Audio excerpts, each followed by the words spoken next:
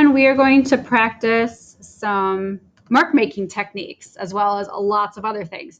So what I'm going to do right up here, start with a new canvas. You can kind of experiment. You can do a larger one. You can do landscape. Portrait is great, depending on what subject you're doing. I'm going to do square right now. You can also change what background you are working on. Totally up to you. And I'm going to select, all right.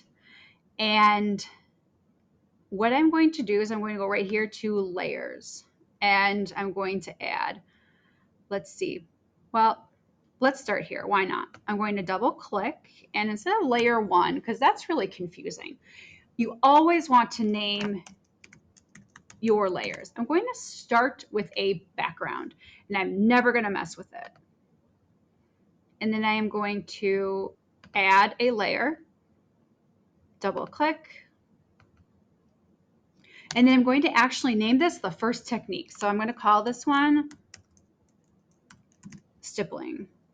That's my first mark making technique. And I'm going to add a third layer, double click, and that one is going to be scribble.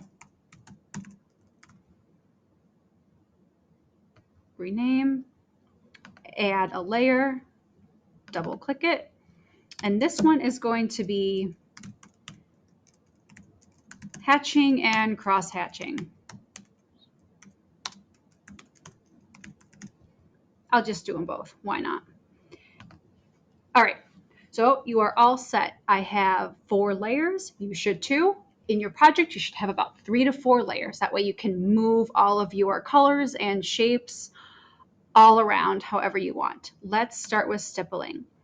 So we know that we're working on that layer because it is highlighted. And I'm going to go to my brush tool and pick a color. I am going to start with red. So I'm going to move this selection all the way down to red, and I want something that's a little bit darker, so I'm going to move it to where I want it. I'm going to start with the pen tool, and I really want this to be just a very subtle texture. So this is stippling. I'm going to tap on my computer because that's going to create a very, very small stippling effect, which is pretty cool. I am going to up the brush size just a little bit, and then we're going to talk about opacity. When your opacity is at 100%, you cannot see through your color. It's a solid color.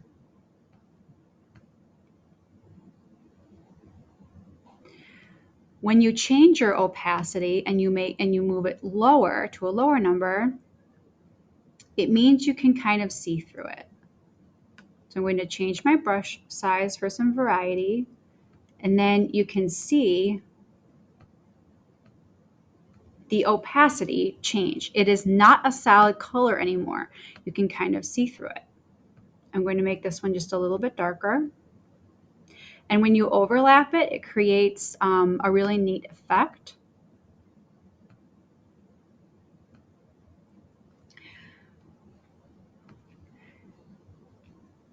And then the next thing I'm going to do is change the look of it and do something that is a little bit, has a little bit of texture to it. I'm going to move this down. I think it's a little bit too much. So I can add something that has texture to it that's a little bit fuzzy or grainy, or I can make it solid. There's not a wrong way to do this. You as the artist will get to choose. Now, another cool effect. I'm going to go over here to my basic tools. I'm going to grab the gradient. I'm going to make sure I'm selecting radial. I'm going to click and drag my mouse. I would really, really like that to be another color. I'm getting a little bit bored. So I'm going to go to red orange. I want that a little bit more red. It's kind of, I'll go with it, see what happens.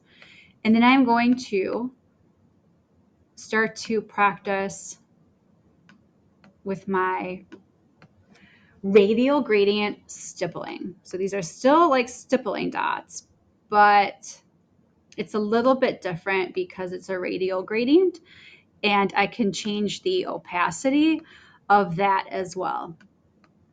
So that's a little bit softer of a radial gradient. This might make a really cool background or a texture for a jacket or like the bottom of a dress or anything you can think of, really. Honestly, I think it would be a cool background. All right, stippling. Let me go back to my brushes. What else do I want to show you?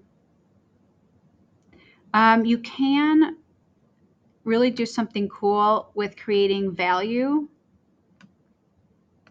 with stippling. So you can, actually, I'm sorry, I don't want to talk about that. I'm going to go back to my layers and select scribble. It's time to scribble. So I'm going to go back to my brushes. I have my pen tool. I'm going to move this brush size down a little bit. The opacity I want to 100. And my color, let's change the ball game a little bit. Let's go to like a teal. And then we're going to take a look at scribbling. So scribble is basically just kind of how it sounds. This is great for, again, maybe a background. You could even do like texture to hair. You can do texture to jeans, the bottom of a dress, like if it's ruffly. Scribbling is a really fun technique that you can really just put anywhere. I love using touchscreen. You'll even have more fun with your, I'm just going to go right off the canvas here. You can get crazy. Actually, that's not stumbling, but I just wanted to get crazy with it. But that is scribbling. And it's a mark making technique that's really effective.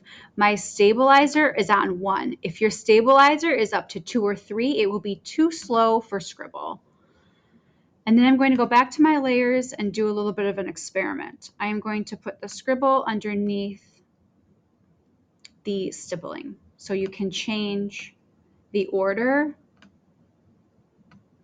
of your images, your colors, your shapes, your mark making, literally anything. And then I'm going to click hatching and cross hatching. Go back to brush. Again, my pen tool sounds good. I'm still on stabilizer 1. The stabilizer will make sure your lines are really smooth. I recommend a 1 or a 2 maximum. And I'm going to change the color because life will get too confusing if I don't. And I'd like a really dark purple. Feeling royal. Let's just start. These are hatching lines. They can be short, they can be long, they can be layered. If you want to create a shadow or some texture for denim, like overalls, cargo pants, just plain jeans, like this is really fun, a fun thing to do. I'm going to combine this technique with cross hatching, and it's really how it sounds. There are lines that cross each other. It's a mark making technique, very popular. But this would be, I mean, even for like shadows on a face, they kind of are great for adding some shading. Because this is starting to get pretty dark, and you can do your lines either way. But this is cross hatching, and this is just regular hatching. So, and this is cross hatching. So just kind of practice with that a little bit. Play with the different effects that you can do. Control Z will undo. So if I want to undo all of that, I'm just hitting Control Z. Control Y will redo everything. So Control Z to subtract, Control Y to add. I'm going to go ahead and get rid of some of that. Now I'm going to go back to my layers and do a little bit of playing with where I want that. I want to bring my hatching to the very back. So my stippling and my scumbling are on top of hatching. I'm going to take that back to the top, and I'm just going to try the blend mode, and I'm going to change, no, I'm going to keep the color. And then I'm going to continue. I'm going to up the blend a little bit. Kind of practice with your different blend modes. And then I'm going to go, let's see, go back to my layers and then move hatching to the back. Now that's a little bit more noticeable because my lines are bigger, but you can move it to the front or the back. If you move it, you take it away entirely, but that's kind of why we have a background. All right, that should give you a little bit to practice with for today, creating different effects with mark making, and have fun. I'm here to help.